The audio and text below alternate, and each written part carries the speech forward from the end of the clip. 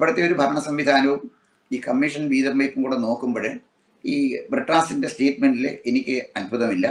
ഒരുപക്ഷെ അദ്ദേഹം രോഷം കൊണ്ടതിലും എനിക്ക് അത്ഭുതമില്ല. ബ്രിട്ടാസിന്റെ സ്റ്റേറ്റ്മെന്റിനെ ഞാൻ ആ അച്ചടിച്ച കടലാസിന്റെ വില പോലും കൊടുക്കുന്നില്ല. അത്തരം ഗൗരവമുള്ളൊരു സ്റ്റേറ്റ്മെന്റ് അദ്ദേഹത്തിന് നടത്താൻ കഴിഞ്ഞിട്ടില്ല, കഴിയുമില്ല.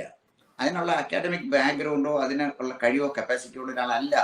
അത് അദ്ദേഹം പഠിച്ച് അവതരിപ്പിക്കുന്ന ഒരാളല്ല. അതാ പറഞ്ഞത്. പ്രേമചന്ദ്രനെ പോലോ ശശിധരനെ പോലെ മനോഹരമായി കാര്യങ്ങൾ പഠിച്ച് അവതരിപ്പിക്കാനുള്ള ഒരു കഴിവോ പ്രാപ്തിയോ ബ്രിട്ടാസിനില്ല.